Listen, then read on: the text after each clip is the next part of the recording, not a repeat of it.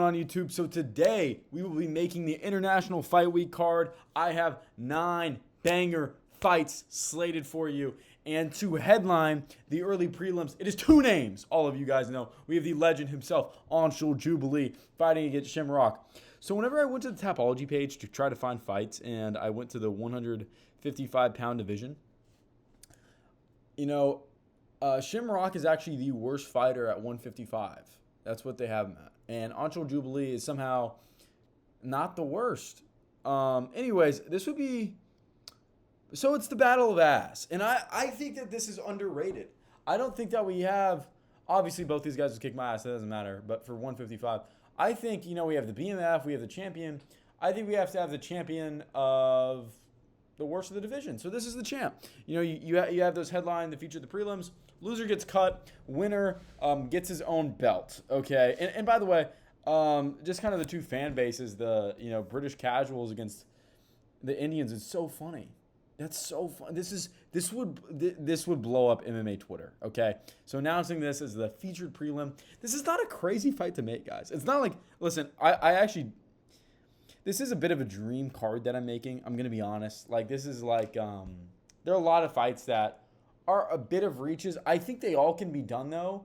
And this is what I would want. Like, if I was matchmaking, this would be my dream card matchmaking.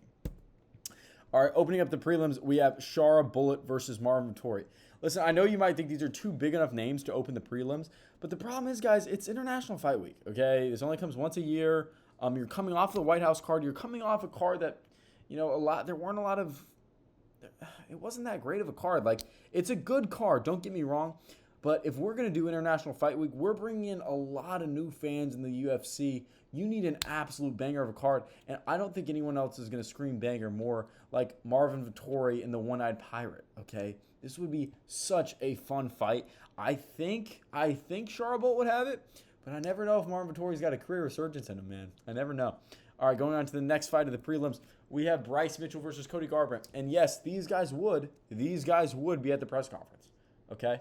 You bring Bryce Mitchell to every press conference you can. You bring Cody Garbrandt to every press conference you can. This would be a really fun fight. I think Bryce Mitchell will probably take him down and sub him. Cody's washed. Hasn't really looked good in a couple of years. But anyways, I think this would be a great fight. And, it's like these fights would get the MMA fan base going. This is huge. This is so fun. This is, like, I feel like what... like the UFC's kind of lost is, 1, matchmaking that makes sense, okay, and 2, making fun guys that are never going to fight for the title. Cody's never going to fight for the title again, guys. Bryce actually could have a run in him. I'm going to be, maybe not a title run, but maybe a top 10, top 5 maybe run, But it's like, I think, let's just have fun fights. And I thought the UFC kind of did that with King Green versus Jeremy Stevens. So I was really happy to see that fight, because it's like some of these guys, let's just make some fun fights. So Bryce Mitchell versus Cody Garbrandt, second fight of the prelims, super fun. All right, next. So this is more of a serious fight. You got Manuel Torres versus Fares Ziam, fighting at the 155-pound division. Listen, these are 2 ranked fighters, okay? The hardcore fans know this is a badass matchup, okay? This is a huge fight. Okay, for both these fighters, winner is going to get probably a top 10 guy next. Can Manuel Torres keep up the streak? And can Fares Ziam keep on being Fares Ziam? Like, this is a really, again, like for prelims, guys, I'm asking for 2 ranked fighters, which is a lot. Can't be, I'm not lying, you know what I mean? But it's like, this is a fight that I would like to see open up a prelim. The 14th or 15th guy, it matters to the division. And right now, they'd probably make this like the main event of an Apex Fight Night. So... yeah, it's like, listen, this is not the main event, probably co-main. But again, this is a fun fight. This should open up the prelims for an International Fight Week. All right, guys, this is the first fight on the main card. This is a super fun fight. Super fun. All right, we got not Marvin Vettori. We got Leon Edwards versus the winner of Gilbert Burns and Mike Malott. Oi, bruv. I can't do accents, guys. I wish I could. I wish I could be like Bedtime and MMA guru and be able to do I've never been able to do accents. But again, you get a nice British casual on the card, former champ Leon Edwards. against the winner of this fight. You know what I mean? Whoever's going to win, this will be in April. They'll have a 3-month turnaround because the International Fight Week could be in July. I'm taking probably Mike Malott. You know what I mean? And maybe you do Uros Medic too against Leon Edwards, and just get him knocked out. But I think you want Leon to get a win. Keep him somewhat affable in the division, so that he can kind of take a step up. And I would like to see Leon get a win, and I think he could get a win here, especially on a big stage like International Fight Week, opening up the main card. He would jab his way to a decision, so maybe not the best way for new fans. But anyway, I would like to see Leon on the main card of International Fight Week. All right, next fight. We need to make number one contender fight again. Okay, I know this seems like a big jump to the next fight, but it is. DDP versus Imavov makes sense and needs to happen. This needs to happen. This is what the sport needs. We need fights that are the number one contender fights of this division. There's no question, unless, Hamzat's going to beat Sean Strickland.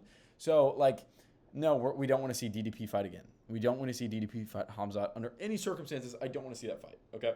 But if this is a huge win if Imavov can get it, you know what I mean? And this would really create actual hype against a Hamzat Imavov fight.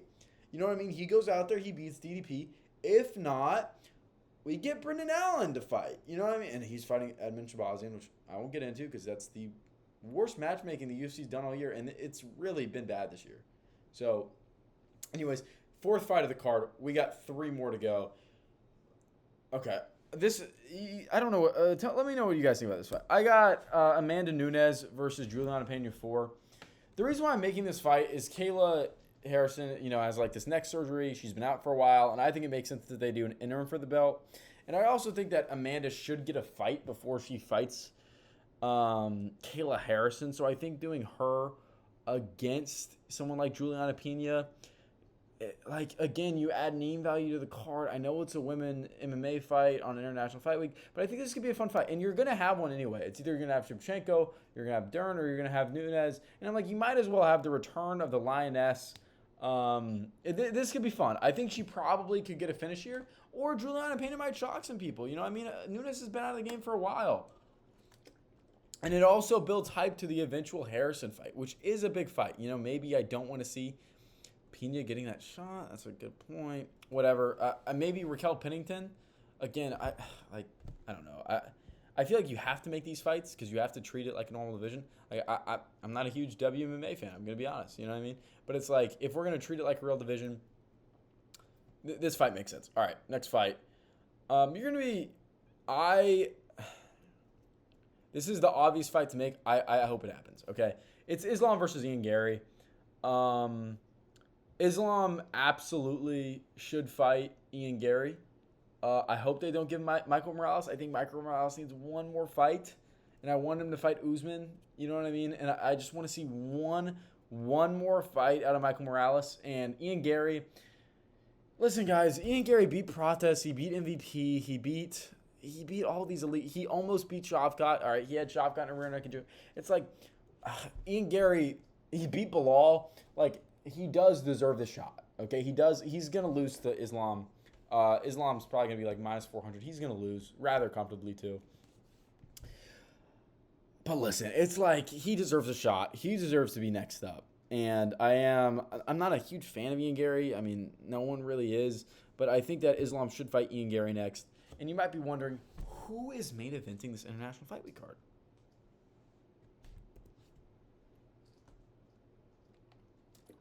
The Mac is back. Oh my gosh, I can't do accents. All right, the Mac is back. Okay, he's fighting Colby Covington.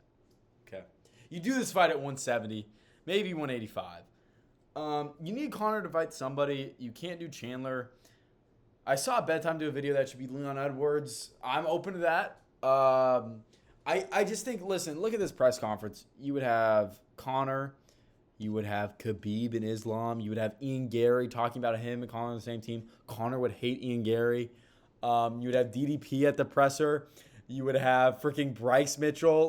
Guys, this is peak. This is peak.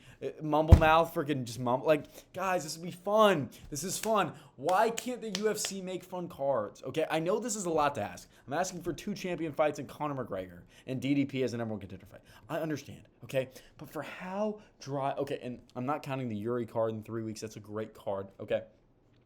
But the Gaethje and Pimblett fight, okay, that was the 6th and 7th best fighters at 155 fight against each other. Okay, the Volkan Lopez fight didn't make sense. Okay, the Holloway Oliveira fight wasn't even for an undisputed belt.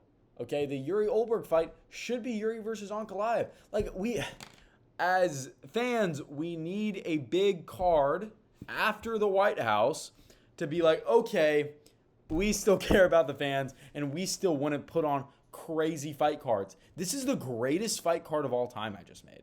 Okay, and listen, these 4 fights. Okay, this is not a huge fight to ask for on a prelim. I'm sorry.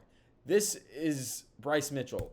This is like we can make fun fights. This is not a huge fight to ask for. This is a huge fight to ask for. This is not, and this is. Okay, I don't think that, honestly, being for real, I don't think that Islam would fight on the same card as Conor McGregor. Okay, I think that you would have a lot of pushback. You can't sit them together at a press conference. You would have all these. But listen, if there's any way you could pull it off, do it for International Fight Week. Get Colby back in the octagon. This is awesome, guys. This is like this would be a freaking awesome banger card. The Mac would be back. Get to see prime Conor. Listen, I was like 13 years old the last time Conor fought. Yeah, in 2021, so 5 years ago. I was 14 years old. Like, he needs, like, if he's going to come back, it's got to be International Fight Week. I'd love to see him up against Colby. I think that fight makes sense. I think it'd be a lot of fun. But anyways, guys, that's the International Fight Week card that I made. I know I do have some high expectations. I do understand that. But I also think that these are fights that the UFC needs to eventually make. Like, we need to see this fight. This fight has to be next. But yeah, guys, I hope you liked the video. Like, subscribe. If you stayed all the way to the end, I really appreciate it. Yeah, see you guys later.